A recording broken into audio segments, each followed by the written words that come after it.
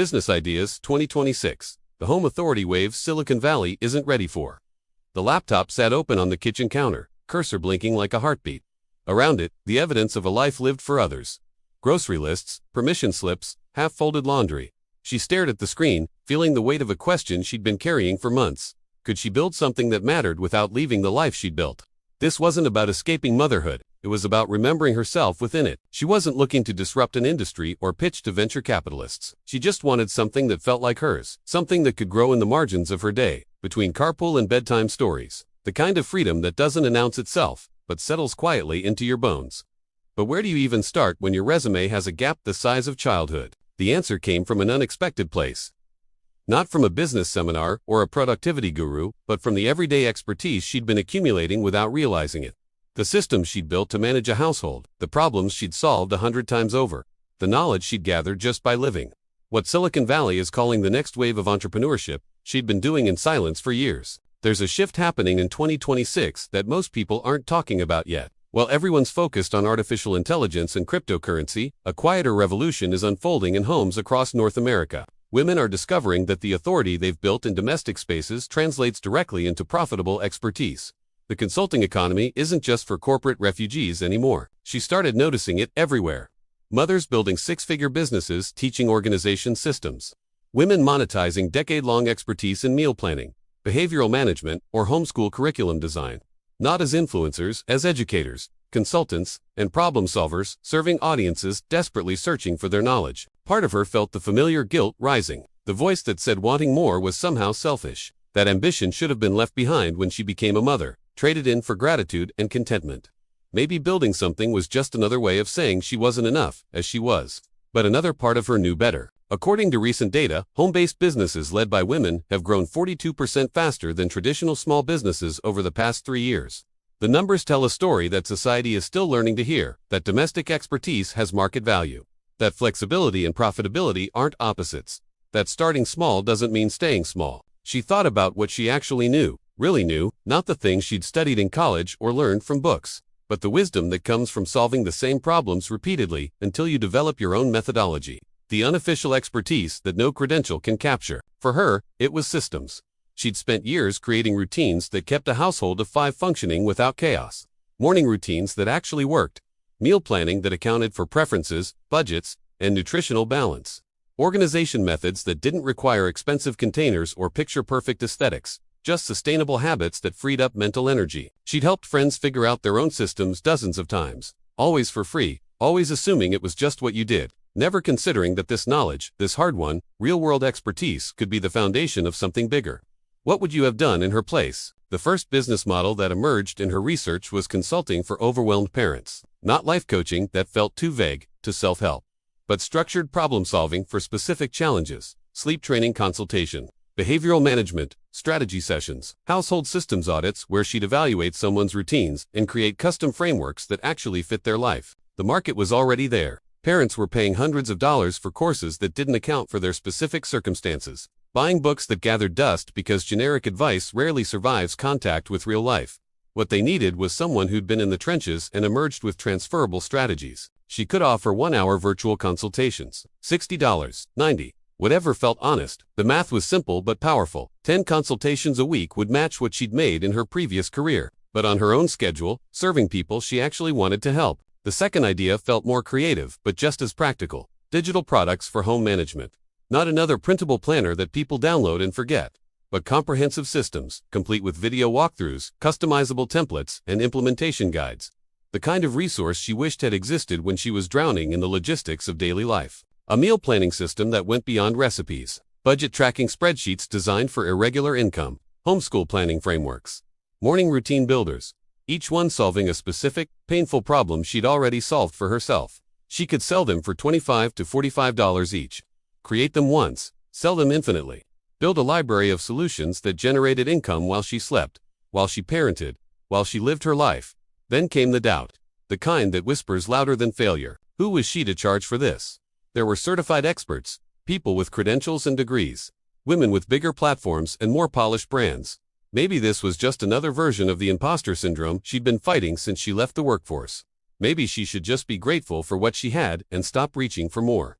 She almost closed the laptop, but something made her pause. A memory of a conversation with another mother at the playground. Someone who'd said, "I wish I could just pay you to tell me how you do it." She'd laughed it off at the time, but the comment had stayed with her. Because it wasn't the first time someone had said something like that. What if expertise didn't require permission? What if her lack of formal credentials was actually an advantage, proof that these systems worked in real life, not just in theory?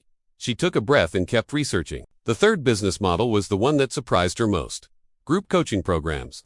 Not the kind that promised transformation in 30 days, but structured communities where women could learn frameworks, implement them with support, and troubleshoot together.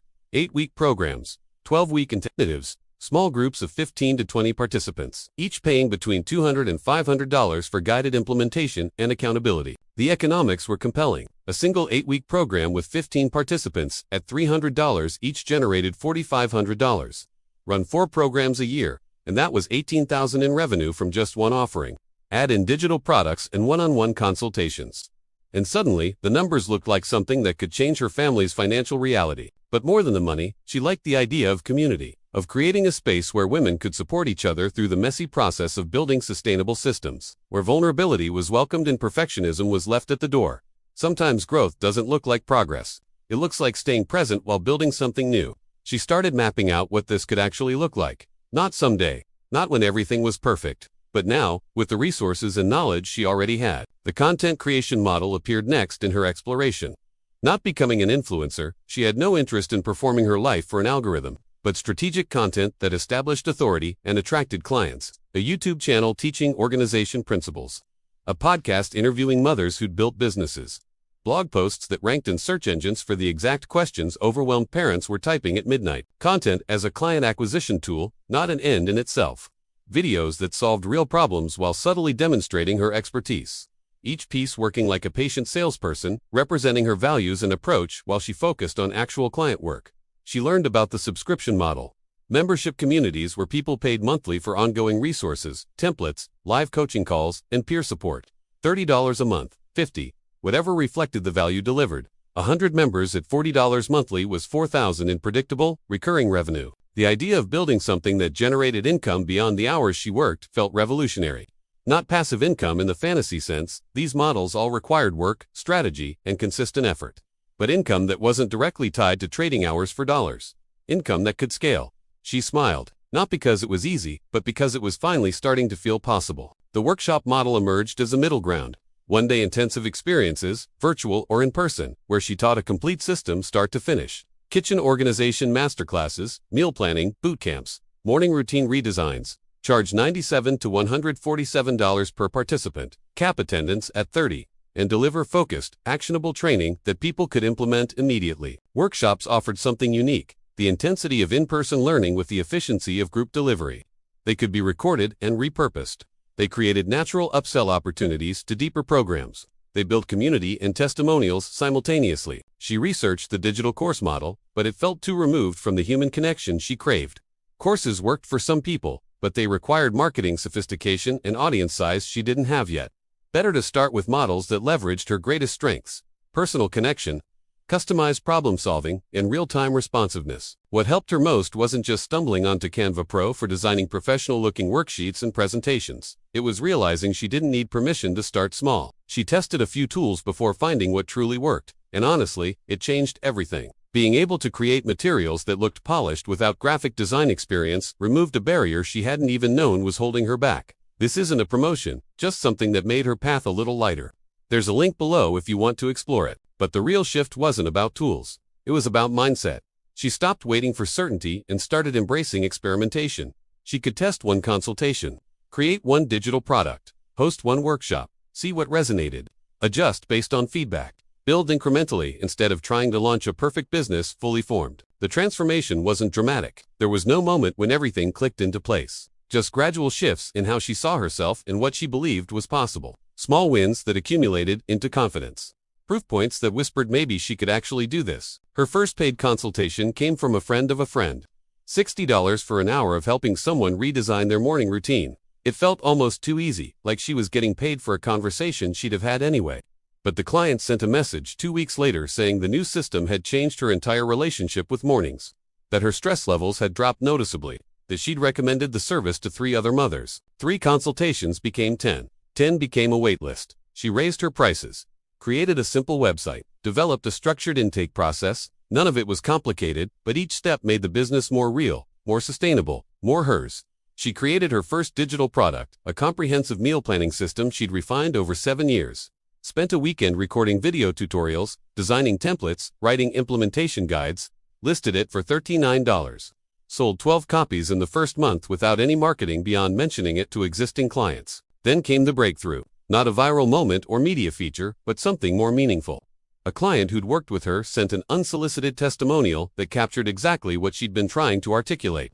The message talked about how the consultation hadn't just solved a logistics problem, it had given her permission to design her days around her actual values instead of inherited expectations. That testimonial became the foundation of her marketing, because it reminded her that this work mattered, that helping women reclaim their time and energy wasn't a small thing, that building a business around service wasn't self-indulgent, it was contribution. When she poured her coffee the next morning, it was still hot.